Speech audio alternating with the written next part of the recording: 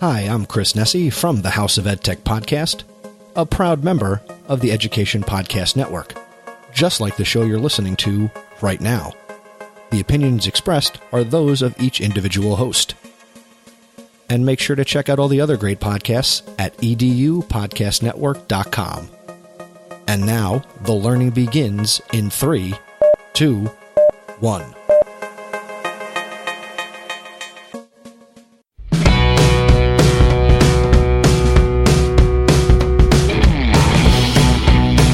Welcome to the Google Teacher Tribe podcast, your source for the latest news on Google for education, tips, tricks, and teaching ideas you can use in class tomorrow.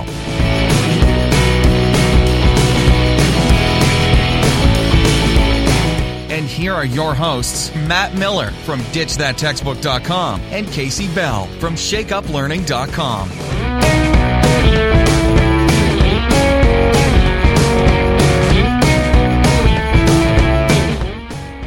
Hey Tribe, so we've got a little bit of exciting news and a sort of a secret behind that news to share with you today. So the big news is that Kasey's book, Shake Up Learning, is out and the buzz is circulating all over the place. And so that's very exciting, but we have a little bit of a story behind the story to share with all of you related to that. And it has to do with sort of a key term that Kasey uses in her book. So Kasey, do you want to tell us that little secret?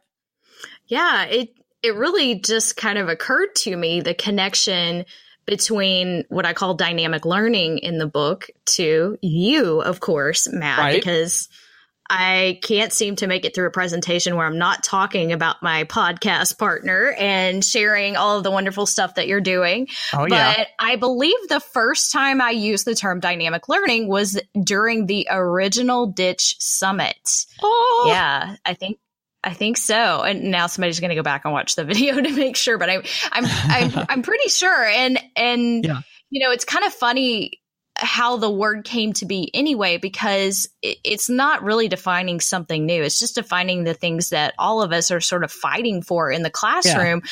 But I didn't have the vocabulary to really explain it to the teachers who just don't get it, you know? And I feel like a lot of the people probably listening are part of our choir, so to speak, right? And they get it. They understand. Yeah, But when I'm trying to help a teacher who, say, you know, is asking me how to put her worksheet into Google Classroom, you know, I'm like, well, but you know, you're eliminating the options to collaborate, you know, and I'm trying to stay positive. And so I caught myself using that word dynamic. I'm like, it really could be much more dynamic, like trying to put a positive spin on it and trying to explain sort of the difference between the old school way of doing things and how technology has given us this opportunity to do things different. Yeah. And so that's sort of the story behind where this came from. And it's back to good old Jimmy Matt here and his Ditch Summit. That's right. Yeah. And it was great to have you on there. And I still remember hearing that. And I'm like, oh, wow, that's a really good way to explain that. So now to kind of play along with that, we're actually going to dig into this idea of dynamic learning today, aren't we? We are. We're going to have some fun. Yeah, definitely. So we'll have some discussion about this whole dynamic learning thing. We'll do Google News and updates, of course, as we usually do. We've got feedback from all of you in the tribe and some blogs to share. So are we ready to do this? Let's go.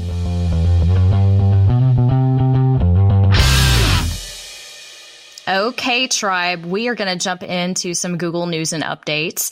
And the first one I have, you've probably already seen this by now, but if not, we did get a little update inside Google Sites. So that is something I know a lot of people have been paying attention to. We really want to add some extra power to the new Google Sites. And this is going to allow you to set a custom favicon for your site. So if you don't know what that word means, and we will not pause to argue about this, but it is just the little icon that appears in your tab. So when you're browsing in the web browser or Chrome or wherever you are and you see those little icons and, you know, like I know I have a custom one for my website and most websites do. So this is going to give you the ability to do that. And so you can do that now actually from the button at the top that says publish, and they've got this nice, the 3 dots next to publish. And they've got this nice little GIF on the blog post that will show you step by step. And essentially you just go, browse to find the image and upload it into that. So you can customize Google Sites a little bit more. Yes, absolutely. Those little touches are kind of nice, and being able to do those within Sites is really good. So next one we have for you has to do with Google Maps. Google Maps, according to the release from Google, has learned some new languages. So Google Maps is now even more available throughout the world. We were just talking in the last episode about the next billion users, the next billion users program that they're doing to make the internet a little bit more available to people in developing countries. And so now Google Maps is also available in, among other languages, Armenian, Bosnian, Hebrew, Indonesian, Kazakh, Norwegian, Persian, Serbian, Turkish, Ukrainian, and Uzbek. In case you need to look up directions in Uzbek now, you should be able to do that. So there you go. We are becoming more and more global with our Google Maps usage. Hey, maybe I can pick up another language. There you go. You'll learn it, but you'll at least know all the direction words, Yes. So we did get a pretty big update from Google. So if you haven't heard, Acer has released something called the Chromebook Tab 10. And this is huge, y'all. So this is the Chromebook running on a tablet, essentially. So they've been listening to feedback from educators from around the world, which is one of the reasons why I love Google. They pay attention. And they wanted, teachers are asking for all of the benefits of the Chromebook, but in that tablet form. And, we've forever had this debate of the tablet versus the laptop / Chromebook.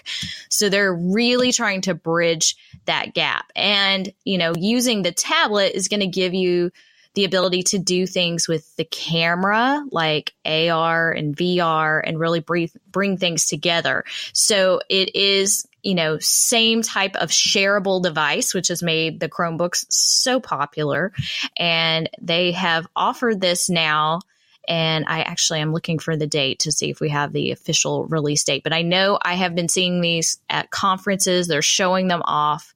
And the Chromebook Tab 10 comes with support for all of the learning applications that are in the Play Store as well. So you're going to be able to get hands-on and use these things very, very soon. So if you are one of those schools that happens to be contemplating your next device, this could be it. So I'm excited to get my hands on one of these. And it's been very interesting because this was announced the day before the new iPad was announced. Oh, wow. How about that? Oh, my goodness. And the potential for these. Yeah, I'm very excited about. And just like you mentioned, the AR and VR potential in this, I think is huge too. So yeah, definitely something to keep our eyes on. And then the last thing that we've got, just to add a little bit of bright happiness to your day, it is now easier than ever to find and share GIFs. Kasey would call them GIFs. I'm going to call them GIFs. And we're not going to get into that with Google because Google has acquired the GIF platform Tenor. And so if you've ever used Tenor before, it's basically this great repository of animated GIFs, these animated images.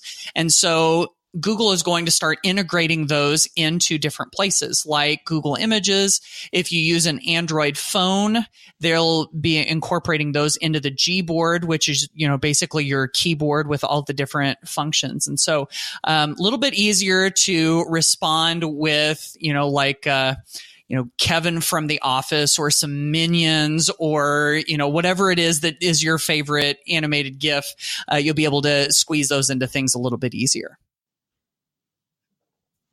I love it. I just inserted one into our show notes. So Jimmy, Matt, we just became best friends. Yay. I love it. That's great. Yes. Awesome. So that is going to wrap up our Google News and Update for this episode, and updates, I should say. But you can go get the links to everything that we've talked about in the show notes at googleteachertribe.com/51.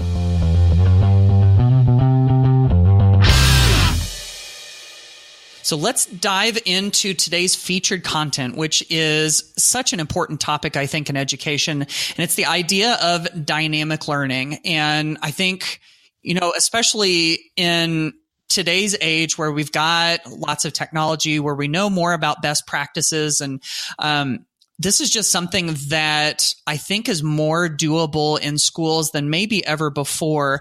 And we have so many good examples of teachers that are doing it. And, this whole dynamic learning thing is really sort of an exciting movement that you're starting to see kind of running all through schools. And of course, it's a big part of Kasey's book, the Shake Up Learning book. So Kasey, can you tell us a little bit just sort of what dynamic learning is?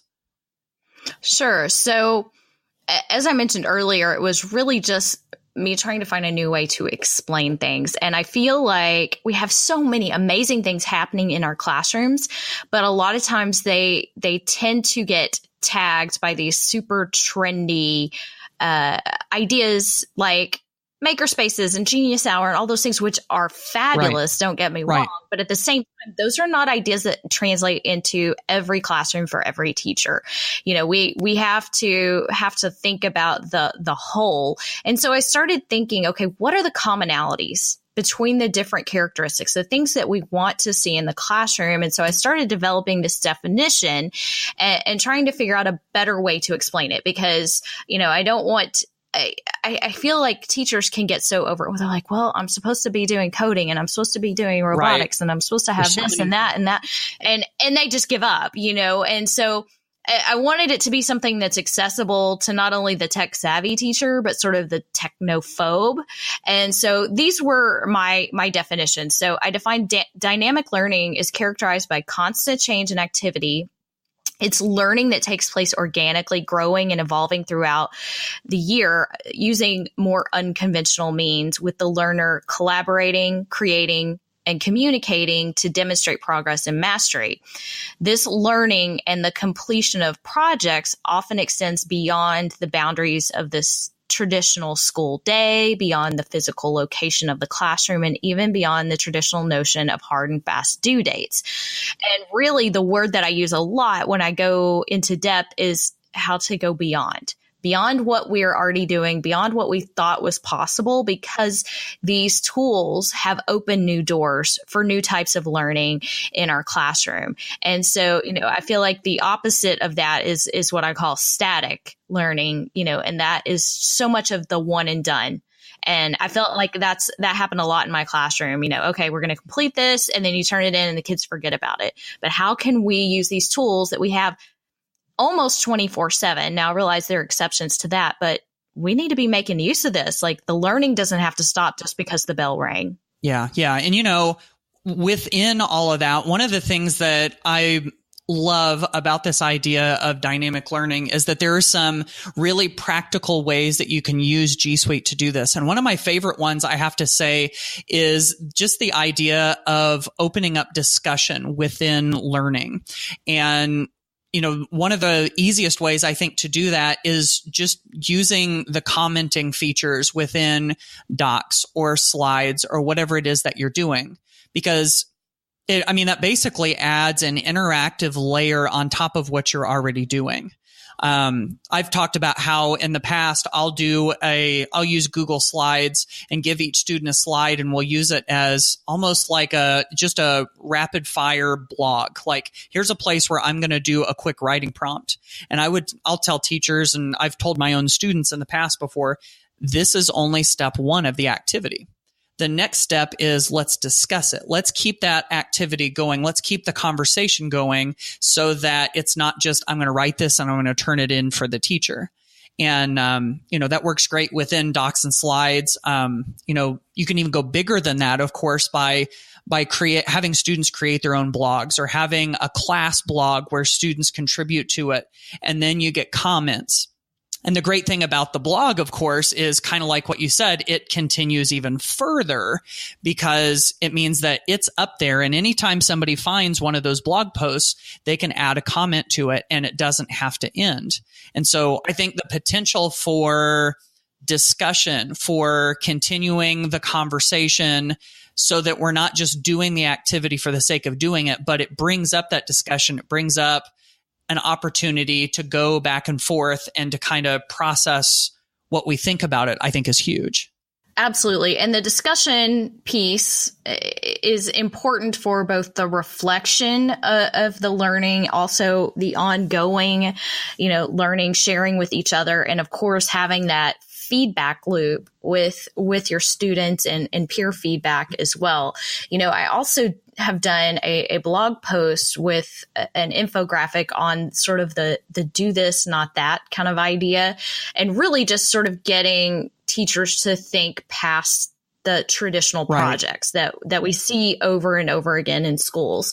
And, so I'm going to include that in the show notes as well. But part of that is thinking a little bit bigger, instead of the trifold science fair project, what if instead they were using Google Sites to show videos of their experiments, to explain the entire scientific method and their process, to share all of their pieces of work, and, how much more powerful that is in terms of bringing things together, or using Google Hangouts to interview a war survivor instead of, just writing a paper about it. It's really just sort of making use of these tools to teach the things in new ways. Yeah. And can I throw in on that Google Sites idea, which I absolutely love? And, if you think about the reach of that, even if you do it at a science fair and you put it up there and some of the parents go by and some of the kids go by, and who knows how many people actually stop and look at it. But if you create something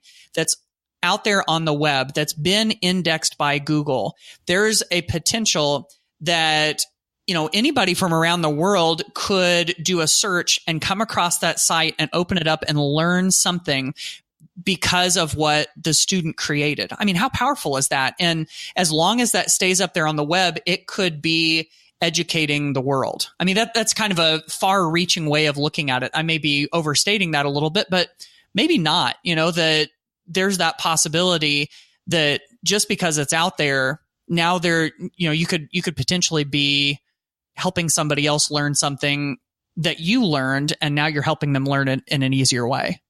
Absolutely. And, the framework that kind of goes along with this idea of dynamic learning has several different pieces, but one of those is the push to get students publishing online. Instead of turning it in, we should be giving students an opportunity to publish for a global audience, hopefully an intentional audience. But it really saddens me, the fact that that's actually super easy to do now. There's so many ways that we can do that. And teachers, a lot of them don't raise their hand when I ask that question. And I feel like either one, their school doesn't allow it, which upsets me. But at the same time, everybody's like, well, you can't do that. You got to protect their privacy. Nobody says you have to publish names.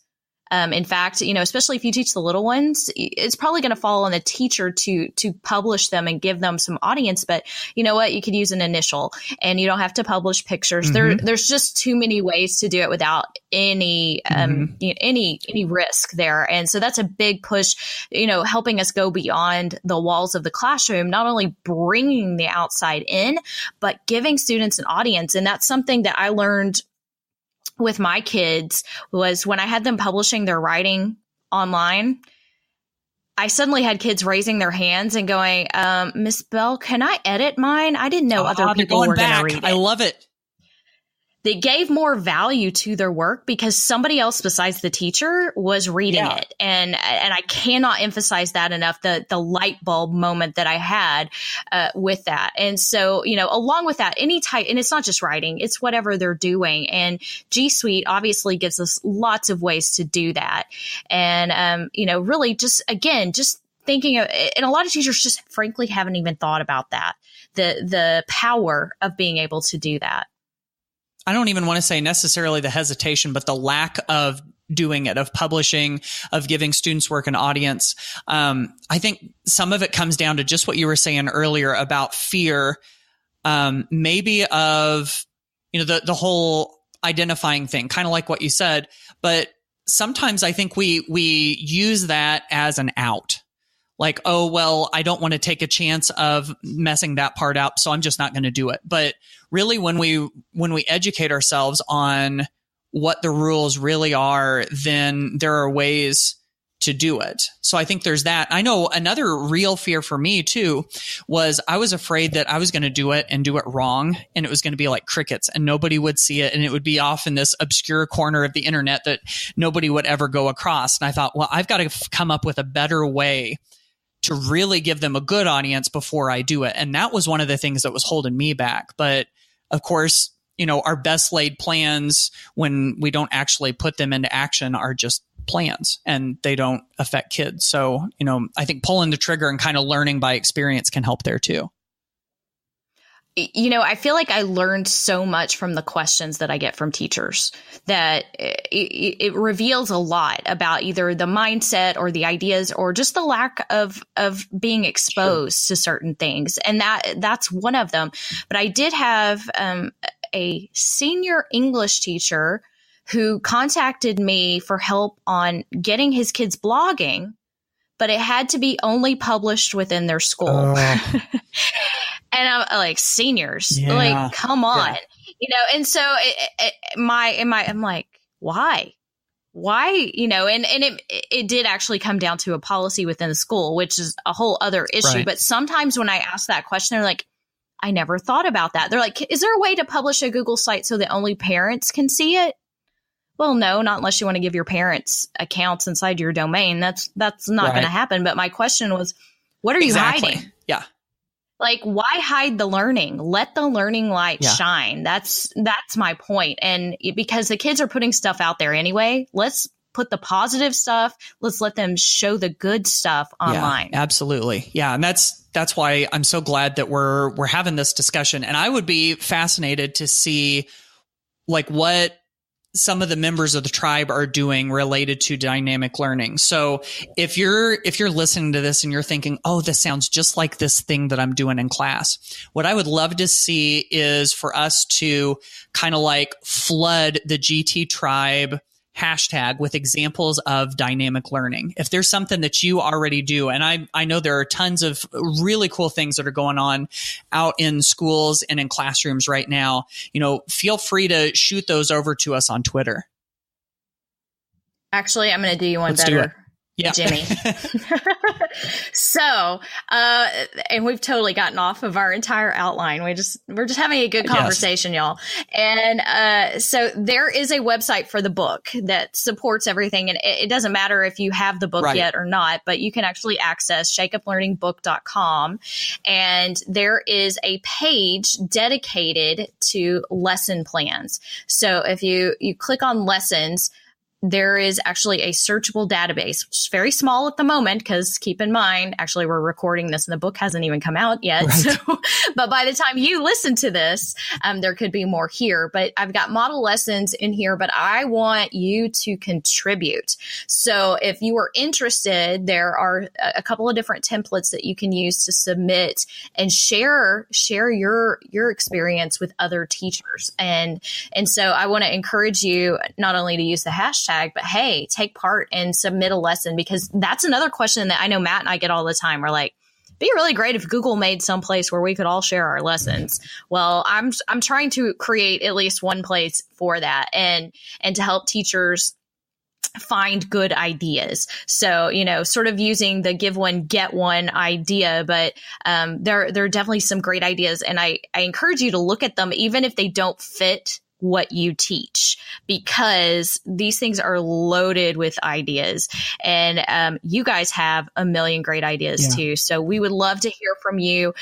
By the way, we have way more in the show notes because we're just going to leave it in there. Right. We don't have time to talk about it, but tons of ways that you can use G Suite to support dynamic learning, including one of my presentations that I did at TCEA back in February. So you can get all of that in the show notes at googleteachertribe.com/51.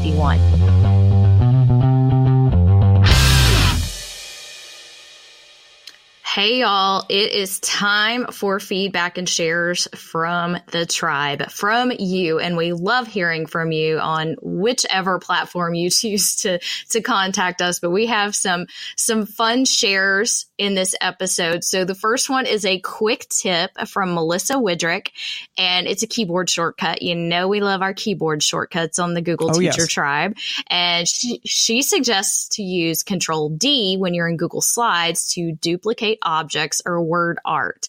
And she said she loves using word art over the text box because you can adjust the size quickly and then use CTRL D to copy it. And I use this one all the time. It's especially handy when you're doing that stop motion thing. Oh, yeah, too. That's right. We do love a good stop motion slide presentation, don't we? I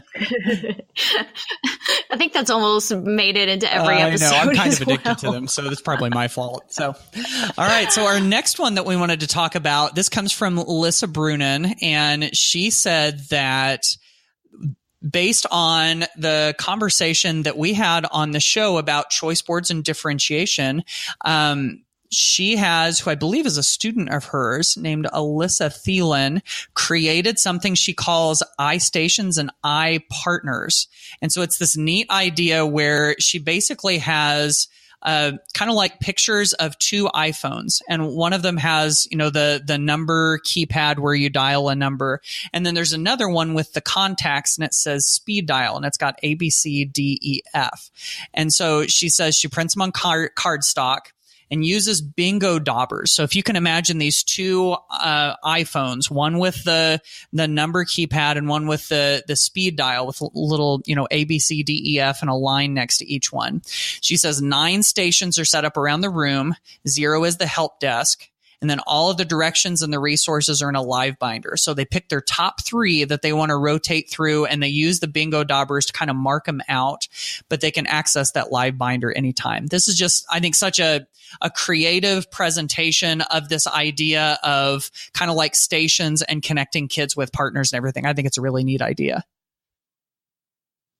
Yes. Thank you, Lissa, for sharing that. It reminded me a lot of something that I used to do years ago with the clock partners and how kids can work in those flexible groups, you know, working with each other. And so I really like that. I hope we understood it correctly. Yeah. I was trying to interpret and get all the tweets, but thank you for sharing that with us. Well, another thing that we love on the tribe are reviews, and you guys have been leaving some pretty hilarious reviews inside of iTunes. So I'm actually going to partner these two people together because I know they are both long-time listeners of the tribe. So Monica Spillman said, "I mustache you to listen to this podcast," and gave us 5 stars. And she says, "Word Sneak Challenge, Jimmy, Matt, and Kasey make learning about Google as amazing as enjoying a great rosé. You can jam with their theme music as you get on board with their Google tips and tricks that are hotter than guacamole with extra jalapeno." She said, "I can't believe I didn't leave a review before. This is my Monday listen on the way to work." So thank you for that, Monica. And not to be outdone, Laura Steinbrink had to chime in here as well. And she says, "This podcast by Jimmy, Matt Miller, and Kasey Bell is hotter than a jalapeno pepper, cheaper than your own jam board, and packed full of great ideas and tips you can use right away." So if you have no idea what we're talking about, I actually don't even remember the episode number, but a few episodes ago, we played the word sneak game. And so they actually took the challenge to sneak those words into the reviews, and it was extremely creative. So. Yeah, I love that. That was episode 44, the Google Like a Pirate episode. And yeah, so that is pretty clever. I never would have thought to do that. So hats off to Monica and Laura for those amazing reviews. And of course, if you've enjoyed the Google Teacher Tribe podcast and wouldn't mind it, we would love to see your review on iTunes or wherever it is that you listen to podcasts. And if we got another word sneak challenge in there into those reviews, we wouldn't be upset about that.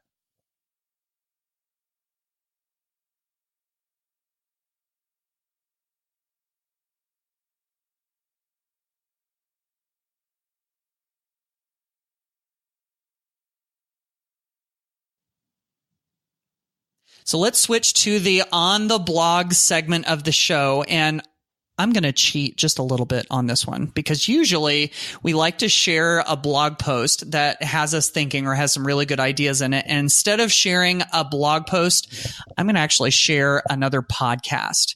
And so this is a podcast that just recently launched by former Google Teacher Tribe. Oh, what's the word I'm looking for? Guest. Yes, that's it. Leave it in. Former Google Teacher Tribe guest, Jen Giffen. And so she has teamed up with Kim Polishuk to create this podcast that I think has the most clever name. So remember, Jen Giffen, Kim Polishuk. I hope I'm saying Kim's name right. It's called the Shukes and Giff podcast. Shukes and Giff, the podcast. And so I listened to the first episode already, and it has just a ton of really good, clever, practical ideas that you can use in the classroom. And it is very Google centric. So if you love the Google Teacher Tribe podcast, you definitely ought to check that out. They are creating it on the Anchor platform, which is where I've started the Ditch That Textbook podcast too. So you can get to that by going to anchor.fm and just searching for Shukes and Giff. And of course, we've got a link in the show notes at googleteachertribe.com/51. Yes, I totally agree. I listened to their first episode as well. They did a great job, and I had no idea that anybody else was excited about the long hair Bitmoji. Yeah. So we had a good time, but there's always something fun happening. And I think so many people have started podcasting now too, and it's such a great medium. So happy to share that as well. I have a blog post on tech tips, and I will tell you, even though tech is in the title, these are really just tips for teachers, period. And they all come from inside the book. But these are the tips that I catch myself saying over and over again to help teachers, to help them plan, meaningful technology integration and how to make use and take the burden off of themselves and get the kids to do the hard thinking. So you can check that out and check out Shukes and Giff. See, I have to think about it when I say it. I have to think about it. It's so hard. So, and now I know why she has to prefer that pronunciation. So that was actually in the podcast as well. But thanks, guys. So those links, of course, are in our show notes at googleteachertribe.com/51.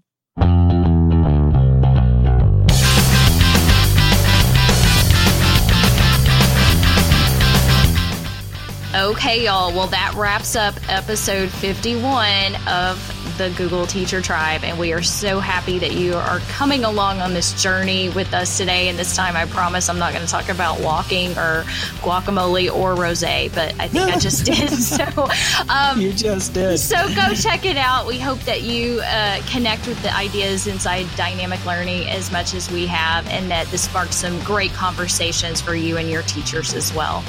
Yep, absolutely. And if you haven't left a rating or a review, or if you're not subscribing to the show, you're breaking our heart. No, I'm just kidding. But if you want to do that, feel free to go to googleteachertribe.com and you'll find information on how to do all of that stuff. So until then, we will see you on the next episode of the Google Teacher Tribe podcast. Bye, y'all.